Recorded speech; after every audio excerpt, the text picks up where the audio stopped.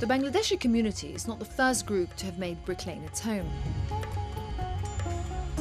But it's hard to walk down the street today without feeling like you've stepped into a little piece of South Asia. Music stores sell the latest Bangla hits. Supermarkets sell the bony fish from the rivers of Bengal. Bengali signs leave you in no doubt as to where you are or what you've come to eat.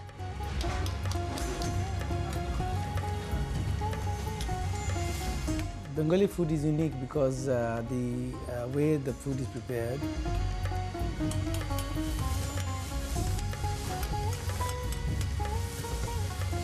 Bengali food is, we eat a lot of rice. With rice we need curry which is runny, watery I mean. So that when you eat the rice, it soaks your throat. Like you say in Western term that when you are eating, you need a good wine to wash it down. So therefore with the rice you need a curry which will wash it down your throat. Along with their food, the Bengalis brought their religion. And each Friday, the Jama Mosque on Brick Lane fills as the community comes together in prayer. But this sense of permanence is perhaps illusory. A century earlier, the mosque was the centre of the equally thriving Jewish community. There was not enough Jewish people around here in this area to continue with the synagogue, so they decided to sell it. All that remains to mark their presence is a plaque on the wall dedicating the synagogue's classrooms. Today, these rooms are being renovated to teach a different religion together with traditional Bangladeshi values. A distinct culture that the mosque's vice president fears is slowly disappearing. It's much better nowadays. There are very few racial attack or racial tension in this area. But we are facing different things, that our younger generation, some of them are involved in antisocial activities and involved in, or addicted to the drugs and things like that. Integration has brought its own difficulties, but the Bangladeshi migrants of the 1970s faced far greater dangers. In one notorious incident, a young man, Altab Ali, was stabbed to death on his way back from work. Today, the park at the southern end of Brick Lane carries his name. This was a derelict street. I remember it very vividly. It was corrugated tin shades across the road everywhere, and most of the buildings were, when I saw it, was demolished. It was really a disused part of East End. MUQUIM AHMED was one of these early arrivals. The rural lives many of these migrants had lived left them ill-prepared for the conditions they faced in Britain.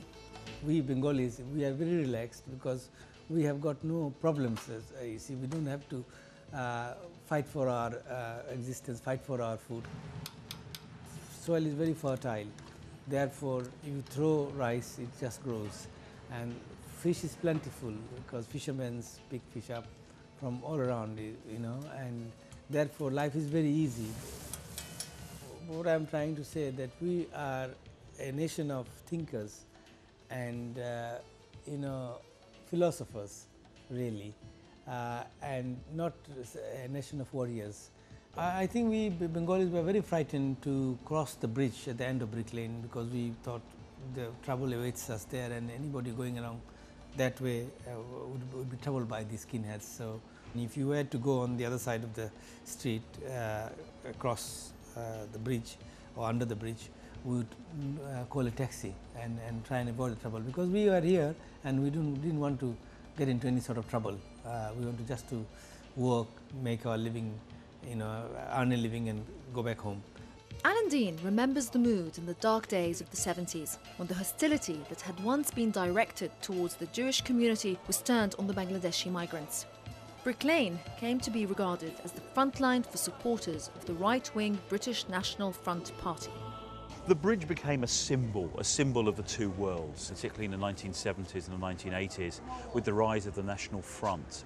And the National Front in that time targeted the Bengali community, particularly in Brick Lane. I was a student here at the time, and I remember skinheads, National Front skinheads, going up and down Brick Lane, hitting anybody who looked Asian, smashing shop windows, confronting provocative attacks on the Bengali community. The bridge which divided two worlds is now gone, and Brick Lane has become a very different place.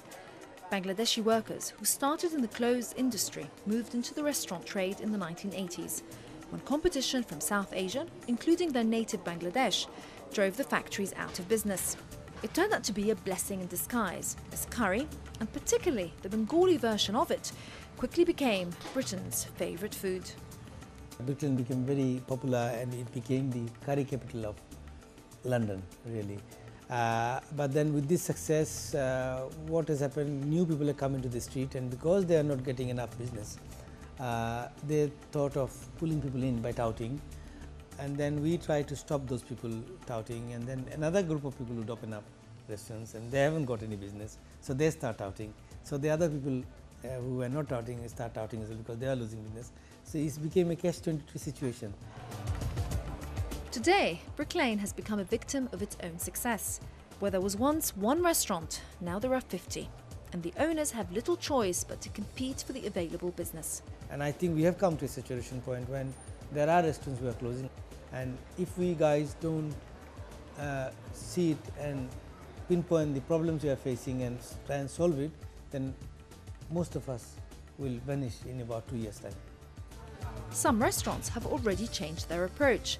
At the Grand Bangla, owner ABDUL SHAHID has decided to go back to the basics of Bengali cuisine. The idea behind this restaurant was, as there is a very vast number of restaurants who are catering for European palate with dishes from different regions, I wanted to specialize and look at one region, my own Bangladesh. The food we prepare are authentic to the sense that this is what we eat at home. My customers are mainly Bangladeshi because it's traditional food. Because every culture has an identity. Their identity could be in the culture-wise, and food is part of the culture. But like others on Brick Lane, ABDUL SHAHID is pessimistic about the future. About the lane, it's very hard for me to say. Reason being the rent and rates. Plus the other thing is the city is moving outward. So property prices are becoming very extortionate. I don't see the future being wonderful and bright. I think it's going to be very hard. Some of us, if we work harder than what we are used to or capable of doing, we have to put in more blood than sweat, then maybe some of us will still be here. Brick Lane is becoming even more popular, and not just for curries. On Sunday, a street food market offers a diverse menu to an international crowd. Tourists enjoy the novelty of halal fajitas and chocolate crepes on the site where Jack the Ripper murdered his second victim. The fascists and skinheads may have gone, but progress and prosperity offer a far more serious threat to the future of the Bangladeshi community. Brick Lane today faces a new wave of immigrants, but this time they're not coming from across the ocean, but from across town. City slickers are moving in. For centuries, the East End was the poor slum area on the edge of London's expensive city centre. But this is changing fast. The fine houses of the French Huguenots are once again becoming homes for the wealthy, and the old Jewish fur shops of Brick Lane have been transformed into coffee shops and milliners. Brick Lane runs from Bethnal Green Road. TARIK SHURDOM is an estate agent who saw the potential of Brick Lane more than a decade ago. He saw a familiar pattern developing. The street was very run down, and the initial move here was really the artist scene, followed by the fashion crowd. I would say it's very popular with the fashion crowd, the media crowd, and lastly the city crowd. The temptation always is to look in and say the price increases, the higher business rates, everything really is driving the local Bengalis out, and they can't afford to live here, etc., which is a sort of left-wing, middle-class English way of looking at things. But I think that the other side of that coin is these things don't happen, the area stagnates, and the Bengalis remain trapped in what they see as a ghetto. The Bangladeshi community are determined to leave more of a mark than their predecessors. Shoreditch Underground Station closed its doors 2 years ago in anticipation of the new tube line being built for the 2012 Olympics. A Bangladeshi group is lobbying for the station to be renamed Banglatown when it's reopened.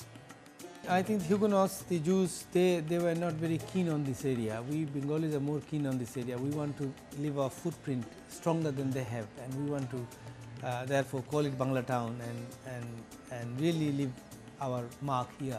And because those people became more affluent and they moved away from the area, but we have become affluent, we are not moving away from the area. We take a little bit good from each culture and we evolve and develop something better. And for our next generation, they are mixing with all societies. And from different societies, people are learning different cultures, and that is the next generation. And I think they work it out better than some of us in the past. Communities have come and gone on Brick Lane, and it remains to be seen whether the Bengalis will last longer than their predecessors.